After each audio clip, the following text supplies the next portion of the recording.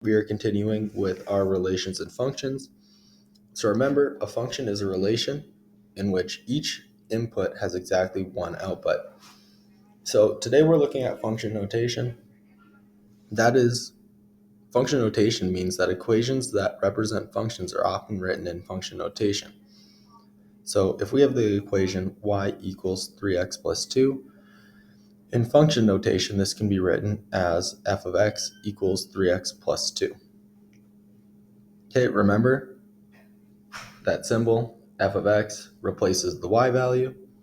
The f is just the name of the function. It's not actually a variable. And f of x does not mean f times x. This notation is useful when we are evaluating multiple equations and values for x, and we'll see that below.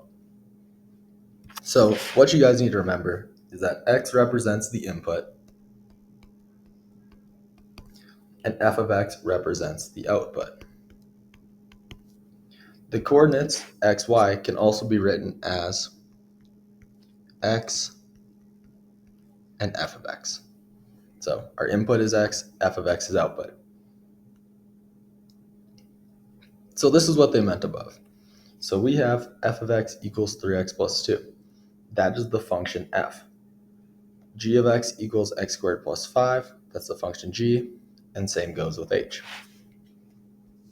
So for the video, I'm just going to go ahead and do the ones on the left side. We can do more examples together in class.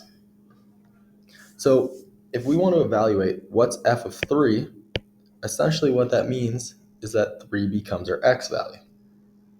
And let's evaluate. So f of 3 would equal 3 times 3 plus 2. We're just subbing in x for 3. Okay, we can go ahead and evaluate this. 3 times 3 equals 9 plus 2. And 9 plus 2 equals 11, which could be my final answer.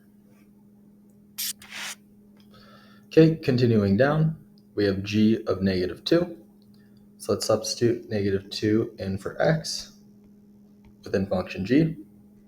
So that's going to give me, parentheses, negative 2 squared plus 5.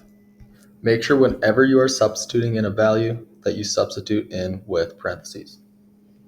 So let's use our order of operations. So negative 2 squared, negative 2 times negative 2 gives me positive 4 plus 5, and 4 plus 5 equals 9. So as you'll be able to see in the last example here, we can also evaluate functions for variables.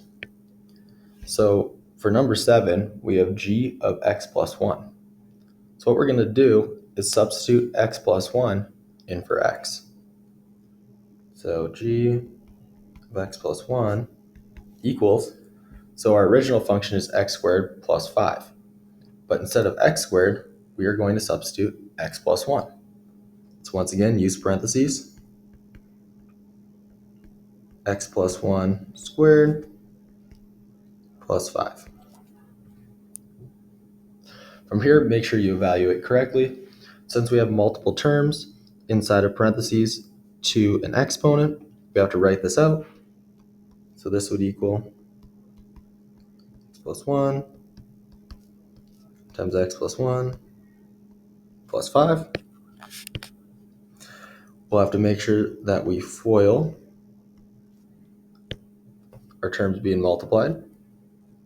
So that's going to give me x times x, which is x squared, x times 1, which is x, 1 times 1, which is x, and 1 times 1, which is 1, plus 5. Now I'm going to go ahead and combine my like terms. So I'm going to add my x values together. And I'm also going to add my constants. So this is going to give me x squared plus x, which is 2x, plus 1 plus 5, which is 6. And we can leave that as my final answer. When you are evaluating functions with other variables, you will have variables in your final answer. All right. With the rest of the problems here, please try them on your own, get some practice in, and we'll come together in class to take a look at them.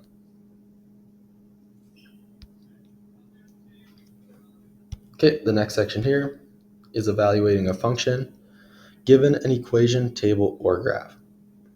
So we've been evaluating a function given an equation, so we'll do number 10 together in class. Let's take a look at the table and graph. So for number 11 here, we're trying to find the value for f of 2. Remember, whatever value is your f of x value, the value inside the parenthesis is just your x value.